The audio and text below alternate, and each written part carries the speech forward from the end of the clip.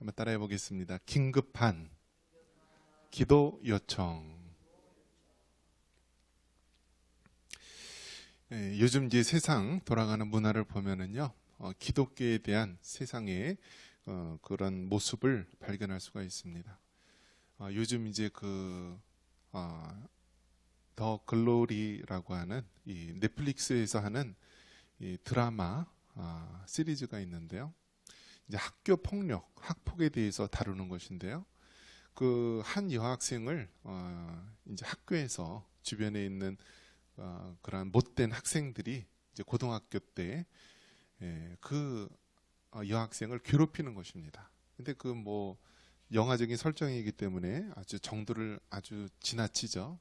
그런 과정 중에서 어떤 여학생은 이 학폭, 왕따 이런 것으로 인해서 이제 그 죽는 경우도 있고, 또 그 주인공인 그 여자도요, 뭐 온몸에 이 화상 흉터라든지 그러한 학폭의 흔적을 가지고 있습니다. 근데 그 괴롭히는 학생들 보면은 뭐 부모님이 아주 돈 많은 그러한 사람, 또 뭐 권력, 뭐 서장, 뭐 여러 가지 그러한 이 권력과 힘을 가지고 있는 부모들이 많이 있었습니다. 근데 여러분, 그 중에서 한 부모의 직업이 뭐로 나온지 아십니까? 뭐로 나왔을 것 같아요? 교회 목사 딸로 나왔어요. 목사 딸로. 근데 그 목사가 큰 교회의 목사인데요, 얼마나 막 열정적으로 막 하는지 모릅니다. 막 사람들은 아멘 아멘 하면서 막 환호하는데요, 이 딸은 마약쟁이에요. 마약쟁이 딸이고, 그리고 그 많은 돈을 어디서 나느냐? 이 아버지 목사가 돈을 다 가로채 가지고 뒤에다 돈을 막 쌓아놓고, 그래서 그 모습이 한 컷 한 컷 이렇게 나올 때마다 어떤 이미지를 가지고 있냐면, 교회에 대해서 세상 사람들이 다 반감을 가지도록 그렇게 얘기를 하고 있습니다. 여러분, 정말 목회자가 그렇습니까? 막 돈을 막 쌓아놓고 막 돈이 막 넘쳐나가지고 그 돈으로 그 딸아이 막 마약 또 여러 가지 문제 일으킬 때마다 돈으로 입막음하고 그렇습니까? 현실은 그렇지 않잖아요. 최저 생계비도 되지 않는 그러한 것을 가지고요, 정말 그 얼마나 고군분투하면서 그 목회지에서 목숨 걸고 목회하고 있습니까? 그런데 그런 영화 속에서 잠깐 비추어지는 모습이요, 기독교에 대해서 부정적이고 반감을 가지고 있는 그런 모습을 보여주고 있습니다. 그래서 여러분, 그게 얼마나 큰 영향력이 있는지 몰라요. 우리가 영화나 이런 데 보면은요, 뭐 음료수 광고, 뭐 화장품, 자동차 광고 하면은요, 그게 간접 광고입니다. 간접 광고. 그래서 우리가 보기에는 이 뭐 헐리우드 영화라든지 이런 데 볼 때 그냥 뭐 현대자동차가 휙 지나간다, 뭐가 딱 한다 그러면 그냥 우연인 것 같지만 절대 우연이 아니에요. 그거는 정말 치밀하게 계산을 한 것이고, 그 간접 광고를 할 때 그 회사로부터 엄청난 광고비를 받는 것입니다. 마찬가지로 기독교에 대해서 그렇게 비하하고 부정적인 이미지를 심는 것은요, 철저하게 의도된 것이고, 기독교에 대해서 굉장히 세상 사람들에게 부정적인 감정을 심으려고 하는 사단의 계략입니다. 사단의 계략이에요. 그래서 여러분, 정말 이 세상에서 보면은요, 교회에 대해서, 기독교에 대해서, 또 믿는 그리스도인에 대해서 그냥 아무런 이유 없는 적대감을 가지고 있는 그런 사람들이 많이 있는데요, 그런 것이 바로 이러한 반기독교적인 영화, 또 이러한 매체 이런 걸 통해서 끊임없이 우리에게 다가오고 있습니다. 여러분, 이런 상황을 봤을 때 정말 우리들 가운데요, 우리 믿는 우리의 자녀들, 우리 다음 세대들이요, 영향력 있는 그리스도인이 되어야 되는 거예요. 영화 감독이라든지 또 어떤 드라마 작가라든지 이런 사람들이 그냥 안티 세력들이 아니라 정말 기독교에 대해서 선한 영향력을 끼칠 수 있는 그런 모습으로 자꾸 나타내 줘야 되는 거예요. 그 학교 폭력 그 대상이 바로 누구냐면 목회자의 자녀고, 또 뒤에다는 돈을 잔뜩 쌓아놓고 온갖 비리와 악한 일을 향하는 그런 모습이 아니라 정말 신실하게 이 땅에 선한 영향력을 미칠 수 있는 그런 그리스도의 모습, 하나님의 교회의 모습을 나타낼 수 있는 그런 기독교 작가, 기독교 크리스찬 감독, 이런 사람들이 많이 나와야 되는 것입니다. 자, 이러한 것을 봤을 때, 자, 우리가 지금 살고 있는 이 시대가 결코 호락호락하지 않다라는 거예요. 우리 기독교의 역사를 보면은요, 정말 우리가 살고 있는 이 시대처럼 평안하고 또 고통과 괴로움 없이 예수님 믿는 것이 그렇게 길지가 않은 거예요. 우리 기독교의 그 수천 년의 역사를 보면은 얼마나 많은 핍박과 고난을 받았는지 몰라요. 우리가 딱 피부적으로 느낄 수 있는 것이 무엇이냐? 저 북한 땅만 보면 알아요. 북한 땅. 저 북한 땅은요, 전 세계에서 가장 기독교를 박해하고 핍박하는 나라다라는 거예요. 우리가 속한 이 한국에 있는 장로교, 우리나라에 있는 이 장로교가 교세가 어느 정도냐면요, 그 기독교의 한 거의 절반 이상, 70% 이상 이렇게 차지할 겁니다. 장로교라는 것이.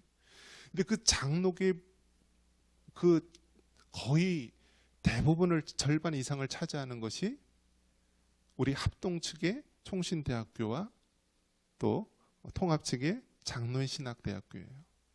그런데 이 총신대와 장신대 다 어디서 나왔느냐? 평양에 있는 장로의 신학교에서 나온 거예요. 평양에 있는 장로의 신학교에서. 그러니까 우리 기독교, 우리 한국의 이 장로교의 뿌리가 어디 있냐면 저 북한 땅에 있는 거예요. 북한 땅에. 평양에 있는 거예요. 1907년 평양 대부흥운동이 일어나서 우리나라 전국 방방곡곡에 이 기독교의 부흥운동, 또 우리 전 세계 기독교 부흥사에 놀라운 영향을 미쳤던 평양 대부흥운동이 일어났던 것이 바로 북한의 장대현 교회라는 거예요. 장대현 교회. 근데 여러분, 그 장대현 교회가 지금 뭐가 있어요? 그 장대현 교회 터가 무너지고요, 김일성, 김정일 그 우상이 탁 설치되어 있어요. 우상이. 그런 것을 봤을 때 여러분, 정말 우리가 평안한 가운데 이렇게 하나님 앞에 예배드리고 마음껏 찬양하고 기도할 수 있지만, 바로 우리 한국 기독교의 모태라고 할 수 있는 저 북한 땅은 전 세계에서 가장 기독교를 박해하고 핍박하는 나라로 되어 있다라는 거예요. 그런 것을 봤을 때 여러분, 정말 우리가 예수님을 믿고 하나님을 향한 믿음을 가지고 살아간다는 것, 이것이 단지 나 혼자만 잘 먹고 잘 살고 안일하게 살기 위한 것이 아니라 분명히 하나님께서 우리 각 한 사람 한 사람을 향한, 또 우리 각 교회를 향한 하나님의 분명한 뜻이 있는 줄 믿으시기 바랍니다. 저는 가끔 그런 생각을 합니다. 하나님, 왜 저를 주의 종으로 부르셨습니까? 하나님, 저는 어렸을 때 꿈이 과학자고 정말 엔지니어였는데 왜 주의 종으로 부르셨나요? 그런 생각을 참 많이 했습니다. 하나님, 저는 공고 졸업해서요, 고등학교 3년, 또 공대 졸업해서 공대 4년, 또 직장생활 또 6년, 이렇게 해서 순 기계공학 공부만 하고 공학 쪽만 공부했는데 목회자가 되니까요, 상관이 있어요, 없어요? 직접적으로 상관이 있는 게 하나도 없잖아요. 그럼 하나님, 그 시간 낭비 아니에요. 제가 이렇게 주의 종이 될 거로 알았다면 그냥 어릴 때서부터 그냥 그에 대한 관련된 공부를 하게 하시고 주의 종 되게 있으면 괜찮은데 왜 저랑 전혀 상관없는 그러한 공학을 공부하다가 나를 이렇게 주의 종으로 불렀습니까? 그런 기도를 참 많이 했습니다. 그런데 하나님이 주시는 응답이 무엇인지 아십니까? 하나님이 주시는 응답이요? 그만큼 이 종말의 때가 가까이 왔고 긴박하기 때문에 오죽하면 나를 불렀을까? 하나님이 오죽 급하면은 나를 부르셨을까?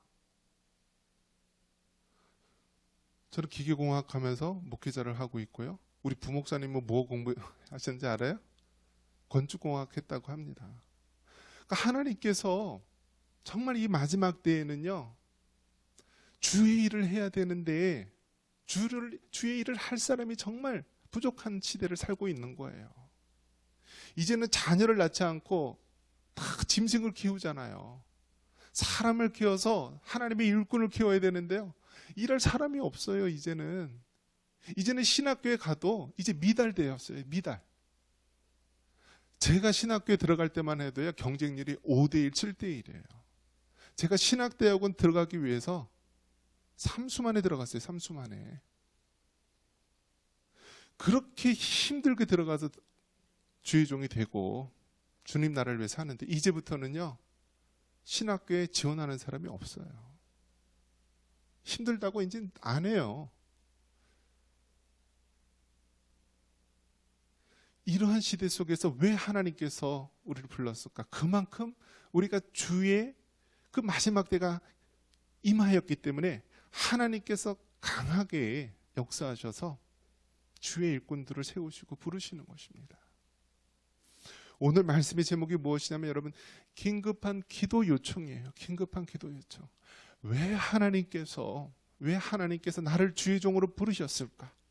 왜 하나님께서 나를 하나님의 성도로 부르셨을까? 왜 나를 하나님께서 장로로 부르시고 권사로 부르셨을까? 왜 하나님께서 나를 집사로 부르셨을까? 이것은 하나님의 일을 감당하기 위해서, 내가 정말 하나님 앞에 기도하고 저 북한 땅과 열방을 향하여서 기도하라고, 택한 백성이 주님 앞에 돌아올 때까지 네가 기도하라고 하나님께서 우리를 부르신 줄 믿으시기 바랍니다. 통계청 2019년도 조사에 의하면요, 시군으로 따진다면 전국에서 가장 자살률이 높은 데가 어딘지 아세요, 여러분? 시 단위로 따진다면 세종시라고 합니다. 세종시. 근데 세종시가 여러분 어떤 데인지 아세요? 우리나라에서 가장 학력이 높은 동네예요. 대덕 연구단지라든지 카이스트 그런 게 있어서요, 그쪽에서는 웬만한 이 학부모 조사를 하면은요, 아버지들이 다 박사 출신들이에요. 다 석박사 출신들. 그런데 아이러니하게도 세종시가 전국에서 자살률이 제일 높아요. 이 시 단위로 다녔을 때. 그러면 군이나 이러한 조그만 그런 지역으로 따진다면 1위가 어딘지 아세요? 어디일 것 같아요? 어디가 우리나라가 어느 정도냐면 자살률이요, 전 세계에서 우리나라가 탑 1등, 간혹 2등 할 때도 있는데 거의 1등을 휩쓸고 있습니다. OECD 국가에서. 그 전 세계에서 가장 자살률이 높은 데가 우리나라인데, 우리나라에서 이 조그만 군 단위나 지역 단위로 봤을 때 제일 높은 지역이 어딘지 아세요? 어딘 것 같아요? 연천이에요, 여러분. 경기도에 31개 시, 군이 있고요. 경기도에서 그 중에서 높은 데가 연천으로 뽑혔습니다. 그러니까 연천이요, 세계에서 뭐라고요? 탑이라고요, 탑. 그럼 여러분 한번 생각해 보십시오. 연천이 뭐가 부족해요? 우리가 살고 있는 이 땅이 뭐가 부족해요? 못 먹어요? 한번 생각을 해 보십시오. 왜 그럴까? 왜 그럴까?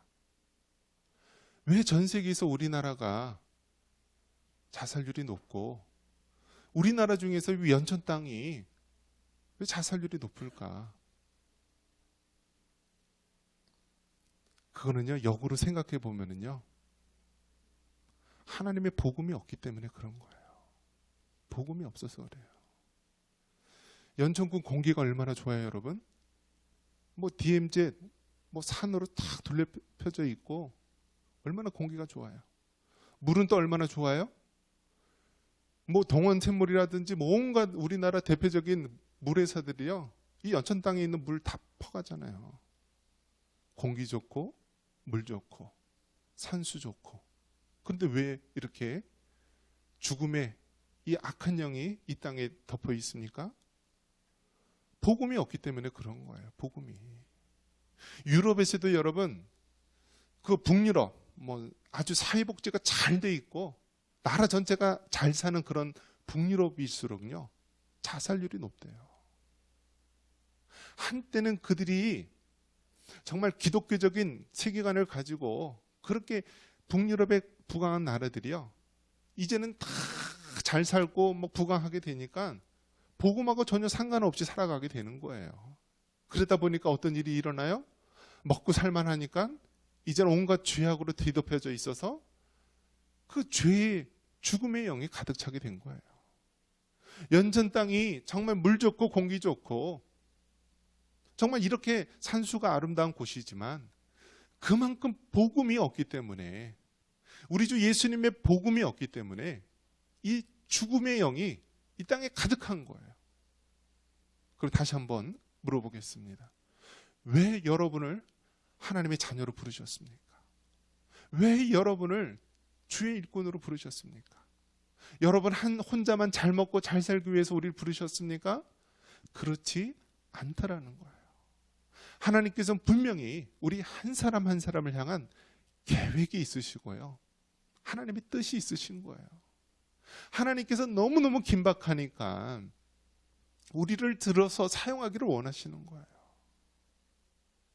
우리나라에 정말 죽어가는 많은 영혼들, 이 연천 땅에 죽어가는 많은 영혼들, 홀로 사는 독거노인이나 홀로 사는 그런 영혼들, 그 죽어가는 영혼들에게 무엇이 필요한 것입니까?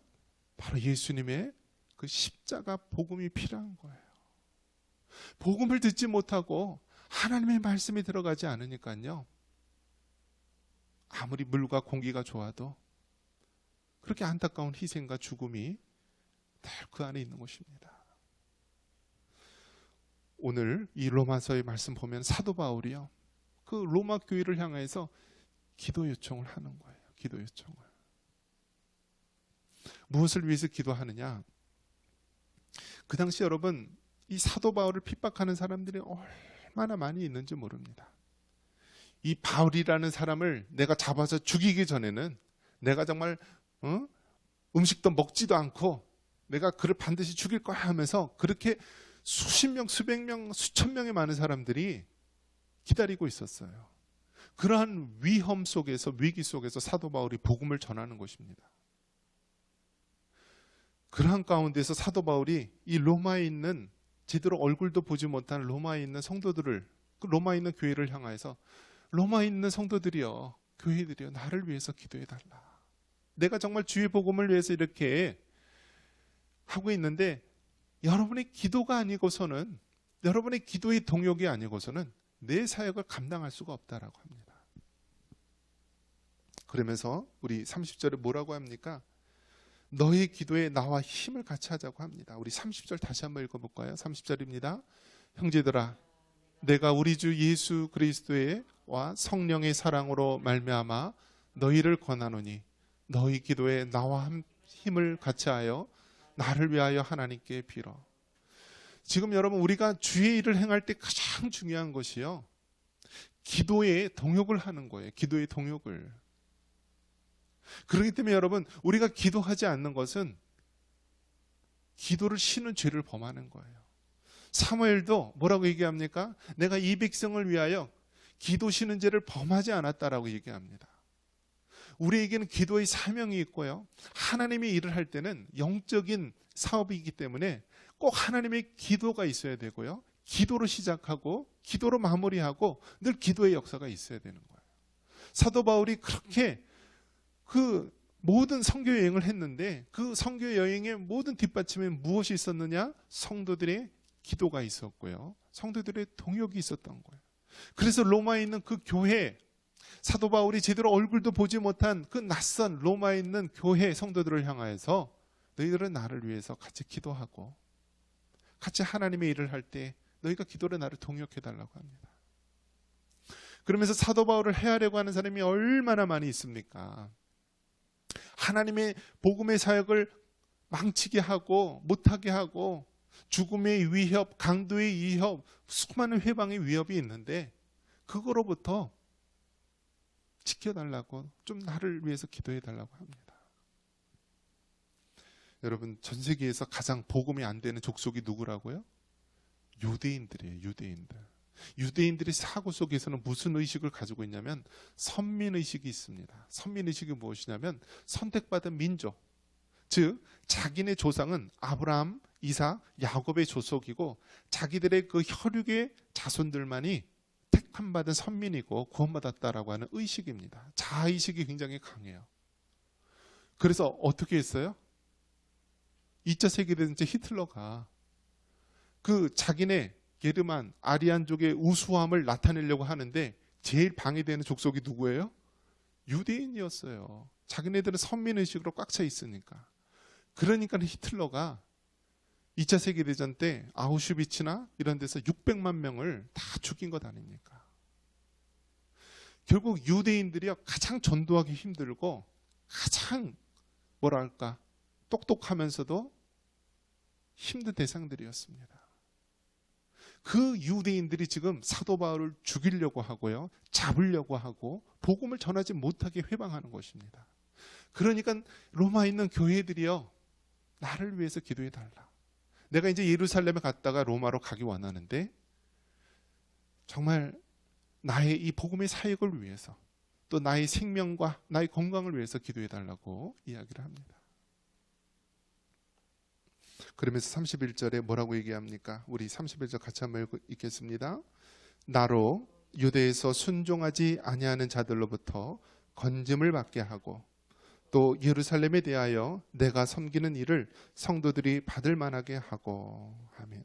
그러니까 우리가 항상 기도할 때 우리가 정말 주의 종들을 위해서, 선교사님들을 위해서, 또 사역자들을 위해서 그 사역이 하나님의 뜻대로 잘 이루어질 수 있도록 기도하고요, 또 우리 선교사님들이나 우리 사역하시는 분들이 건강과 생명을 지켜달라고 기도를 해줘야 되는 것입니다. 지금 여러분 선교사님들이나 전 세계 흩어져서 복음을 전하는 사람들을 보면은요, 그곳이 정말 복음을 전하기 좋은 장소가 아니에요. 너무나 힘들고 열악한 곳이에요. 그곳에 목숨을 걸고 자기 젊음을 바쳐서 얼마나 많은 주의 종들이 복음을 전하고 있는지 모릅니다. 우리는 어떻게 해요? 직접 가서 복음을 전하지 못하지만 우리는 후방에서 기도로 협력하고요, 물질로 협력해야 되는 거예요. 직접 우리가 당연히 나가서 복음을 전해야 되는데 그렇게 하지 못하니까 우리는 어떻게 해야 돼요? 기도로서, 물질로서 뒤에서 뒷받침을 해줘야 되는 거예요. 만약 우리가 그렇게 하지 않으면 뭐예요? 그건 죄악이다라는 거예요. 죄악이다. 예수님 믿는 게 나만 잘 먹고 잘 사는 끝나는 것이 아니라 지금도 목숨을 걸고 그 전선에서 복음을 전하고 있는 자들을 위해서 우리가 기도해야 되고 물질로 후원해 줘야 된다는 거예요. 그래서 여러분 정말 주의 종들과 또 사역을 위해서 또 그분들의 가족을 위해서 기도할 수 있기를 바랍니다. 그러면서 32절에 뭐라고 얘기합니까? 32절 같이 한번 읽습니다. 나로 하나님의 뜻을 따라 기쁨으로 너희에게 나아가 너희와 함께 편히 쉬게 하라. 아멘.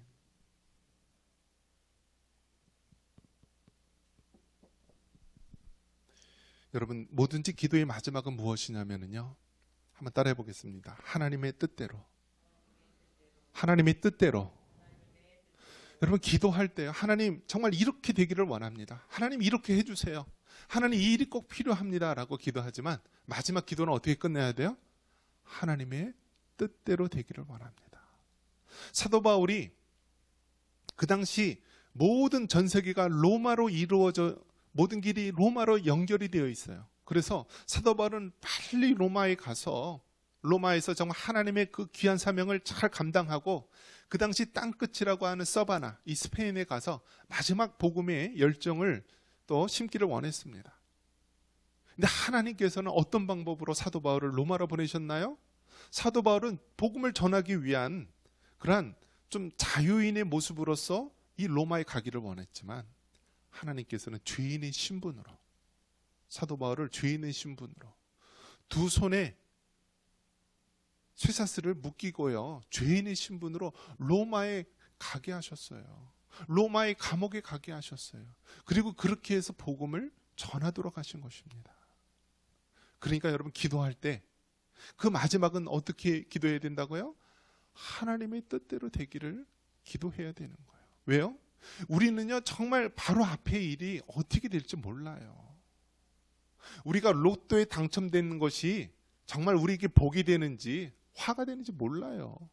인생지사 세용지마라고 했는데 갑자기 굴러 들어온 말이 우리에게 복을 주는지 아니면 우리 집안을 망하게 하는 건지 모른다라는 거예요. 그렇기 때문에 어떻게 기도해요? 하나님의 뜻대로 되기를 위해서 기도를 해야 되는 것입니다. 그래서 사도 바울이 그렇게 기도하는 거예요. 하나님의 뜻을 따라 이 모든 것이 이루어지기를 원한다라고 기도하는 것입니다. 여러분, 정말 우리는 마지막 때에 하나님의 택한 백성으로 우리를 부르셨고 세우셨습니다. 여기 서 있는 저나 또 여러분도 다 하나님 앞에서 똑같은 하나님의 일꾼으로, 하나님의 종으로 세우신 것입니다. 이런 마지막 긴박한 때에 우리가 정말 기도해야 될 것이 얼마나 많이 있고, 지금 이 순간에도 정말 하나님 복음을 위해서 목숨 걸고 전하는 일들이 많이 있는데, 우리가 정말 안이하게 뒤에서 뒷짐지고 그 영적인 잠에 깨어나지 못해서 그렇게 있다라고 한다면 우리는 정말 하나님 앞에 죄를 범하는 것입니다. 우리가 정말 매월 우리가 하나님 앞에 기도 제목 나눠주지 않습니까? 여러분, 이 기도 제목을 위해서 기도하십니까? 여기 보면 선교사님들을 위해서 또 각 나라들을 위해서 많은 기도 제목이 매월 올라오고 있어요. 여러분 정말 기도하고 있어요? 교회에서 매월 여러분에게 이렇게 기도문을 해서 나눠주는 것은요, 그냥 종이 낭비하라고 준 것이 아니라 여러분에게 성경책 사이에 끼고 다니면서 기도하라고 얘기한 거예요. 여러분, 우리는 정말 마지막 때에 하나님께서는 긴급한 기도 요청을 우리에게 하고 있고요, 너희들이 정말 깨어서 하나님의 일에 같이 동참하기를 원하고 있습니다. 우리는 전 세계에서 가장 기독교를 박해하고 있는 저 북한하고 우리 연천 땅은요, 이 접해 있습니다. 죽음의 영이 정말 이 땅에 가득 채우고 있는데요, 우리가 영적인 잠에서 깨어나지 않고 기도 쉬는 죄를 범하고 우리가 하나님 말씀에 순종하지 않는다면 이것은 하나님께서 우리를 부르신 목적을 우리가 잃고 있는 것입니다. 다시 한번 하나님께서 우리를 부르시고요, 하나님께서 우리 청산교회를 세우시고 정말 이 마지막 때에 우리를 하나님의 일꾼으로 삼으신 그 목적을 기억하시면서 여러분 새벽 기도 기도하시기 바랍니다. 수요일 금요일 기도하시기 바랍니다. 우리가 정말 때를 얻든지 못 얻든지 항상 기도하면서요, 하나님의 그 사역에 동참할 수 있기를 바랍니다. 사도 바울이 로마에 있는 성도를 향하여 긴급한 기도를 요청했듯이 지금 이 순간에도 하나님께서는 우리를 향하여 그 기도에 동참하기를 원하십니다. 이런 은혜가 있기를 주님의 이름으로 축원합니다.